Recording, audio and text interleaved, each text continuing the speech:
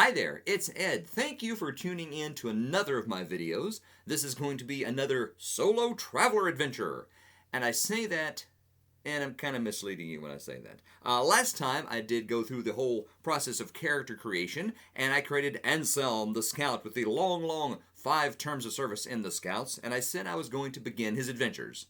Well, I kinda inadvertently fibbed a little bit. My intention was to take him and use the Spinward Marches as the setting because it's a pre-generated setting for the Traveler universe. It comes from the old GDW Traveler stuff they did. But I remembered back when I was younger and I had the starter set, way back many years ago, one of my favorite things to do, besides creating characters, was to create planets and subsectors and sectors of the space and things like that. So I decided that's what I'm going to do. I'm actually going to create a sector for Anselm to adventure in. A sector of space and traveler is made of 16 subsectors, each one 8 hexes by 10 hexes. And I have printed off a subsector map right here, a little worksheet. So we're going to go through here and see what kind of universe, specifically subsector, Anselm is adventuring in. So as usual, Traveler has it all laid out really well on this double page spread with all the tables I'm going to need to create each part of the subsector, and actually has a generation checklist, world generation checklist right here, so I just need to follow along with that and should be able to complete everything. So when you create a subsector in Traveler, each one of your hexes has a 50-50 chance of having a inhabited or habitable planet every time you go through a hex. So I'm just going to roll 3 checks in this 8 by 10 hex subsector. So let's get started here. I'm going to use the red laser gun dice. So let's see what we got. All right. And a 6. First thing out of the gate, we've got a 6. There we go. All right.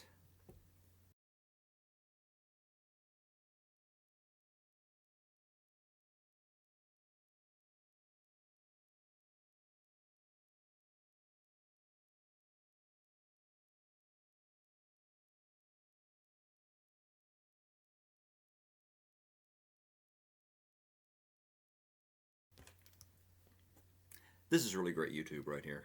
This is somebody rolling dice silently for, 10 minutes. Woohoo! You're welcome, algorithm. Oh, skew.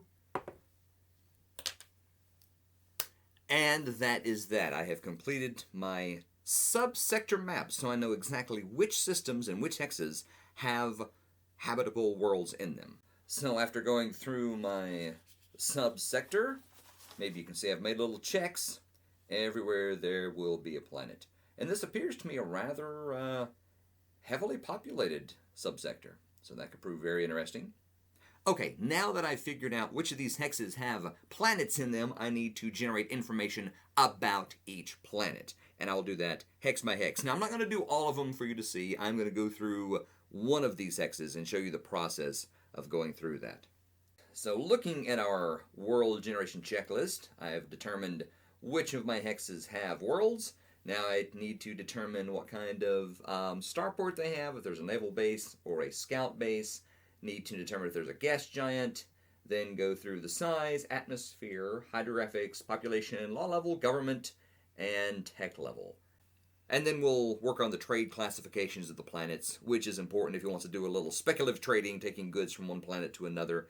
Although Anselm may not want to get into that too much because he has his ship kind of free and clear. At least it's given to him. He doesn't need to make regular payments like he would have to on a merchant ship that he was, trying to pay off. So anyway, let's get started, shall we? All right, and I'm going to make the notes for the different planets in my space notebook. Seems appropriate. So let's start right here with planet in sector 0101. First, we are going to roll for system contents. Is there a base? Is there a naval base? Is there a scout way station? We're going to find out. And we do that by rolling 2 6-sided dice, as you might imagine with Traveler. Here we go. So first is starport. What kind of starport is in sector 0101? That is a 6. That is starport B. So we do have starport B. Let's see if we have a naval base. We don't roll a naval base if it's C, D, E, or X, but it's a B, so we're going to roll. See, do we have a naval base? 2d6. And 8 means yes. Yes, there is a naval base present at this starport. And is there a scout base, which might be important for Anselm being a scout. And it does say if there's a scout base, you apply a dice modifier of -1 if the starport C, or a -2 if we have starport B, which we do have starport B, so we will see, do we have a scout base? DM of -2 to see if there is a scout base. And that's going to be 6, 7, 8. -2 is back to a 6. A 6 means no, there is not a scout base. Scout base or scout base. Either one. They don't exist on this particular area, this world. All right.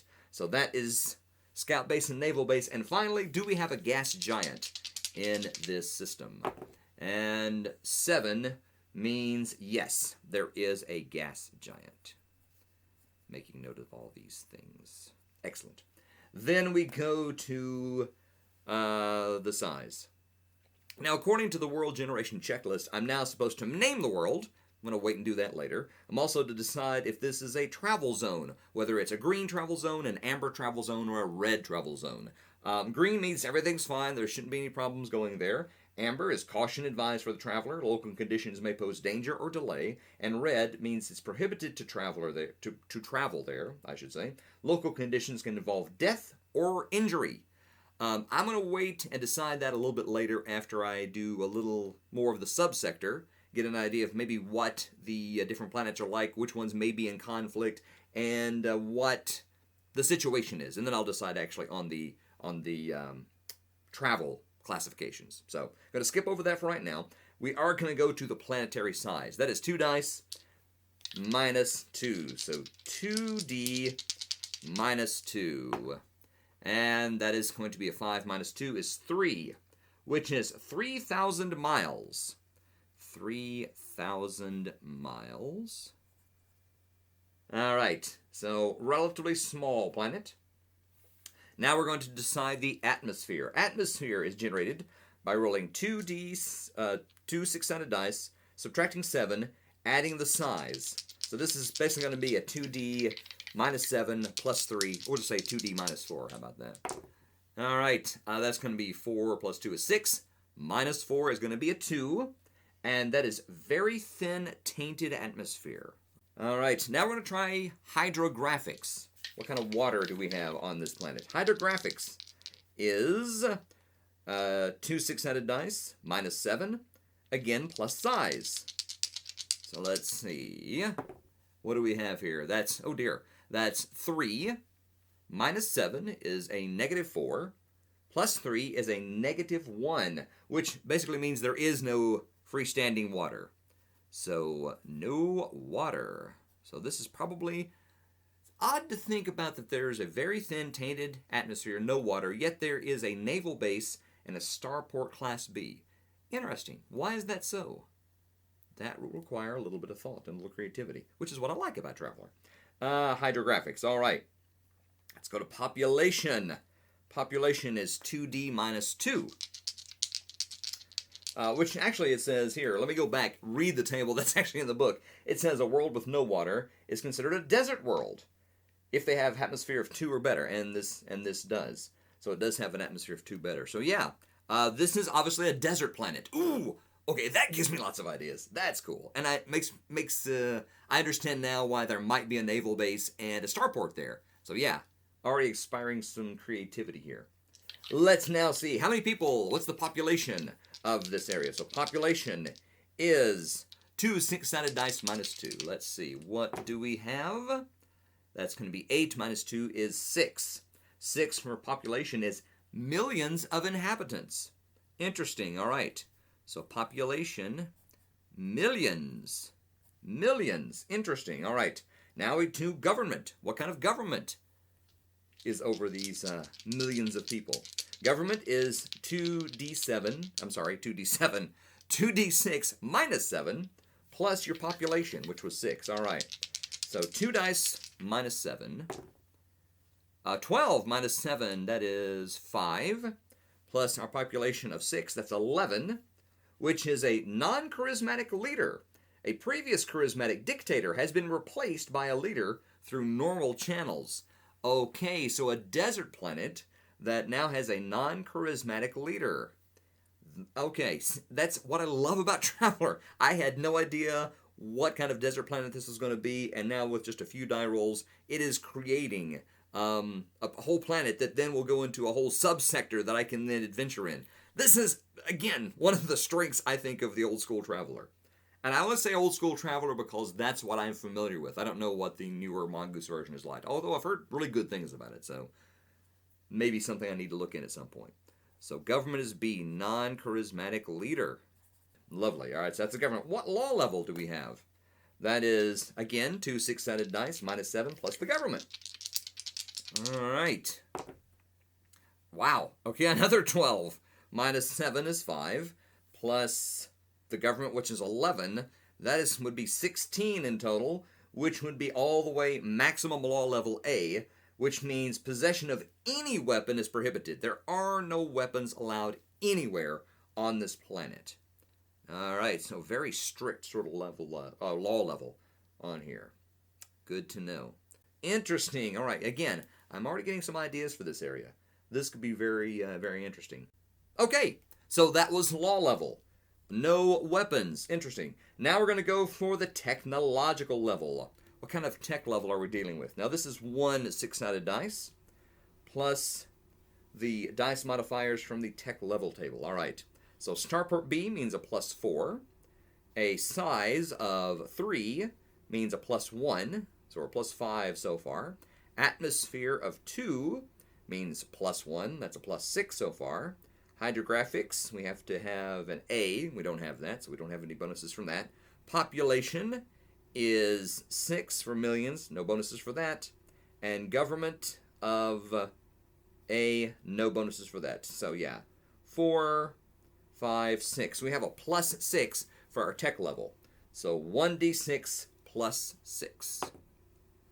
And that is a 7. And 7, interesting, is circa 1970 to 1979.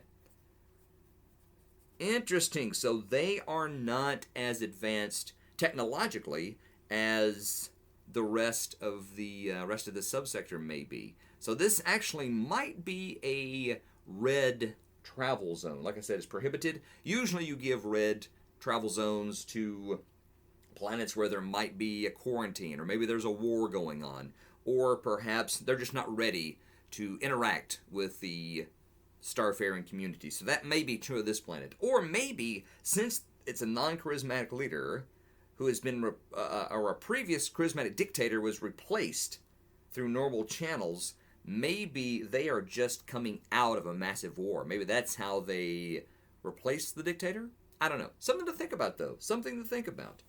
But their tech is 1970 to 1979, so their computers are, massive. They got huge. And they got 8 tracks. So, not too bad. Then we note the trade classification. So what are they? Agricultural. Their atmosphere is 4 to 9. Well, no. So there can't be an agricultural world. Non-agricultural. Atmosphere 3 or less. So yes, they're non-agricultural. Which makes sense if they're a desert planet. Industrial, atmosphere 0, 1, 2, or 4. Their atmosphere is a 2, so they could be industrial. And a population of 9 or more. They don't have a 9 or more, so they are not industrial. Non-industrial, population of 6 or less, so they are non-industrial.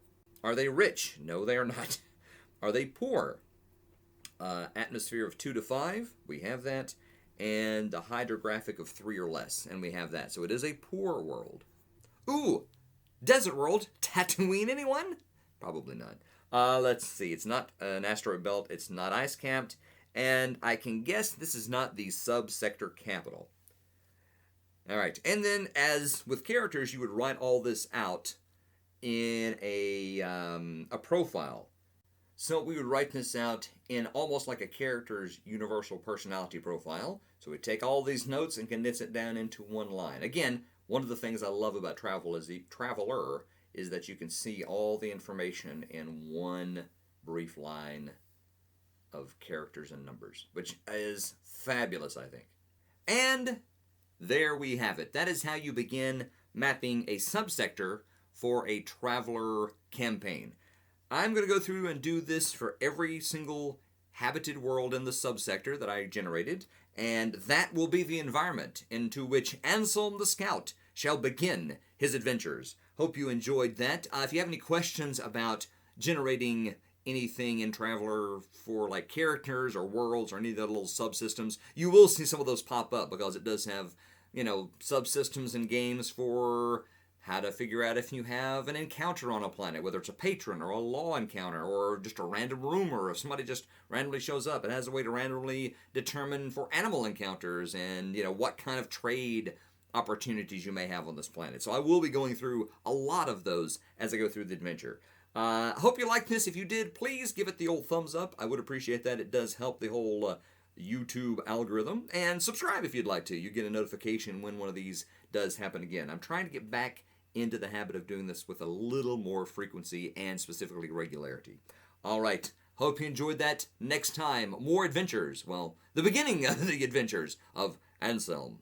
Thank you so much. Take care. Bye.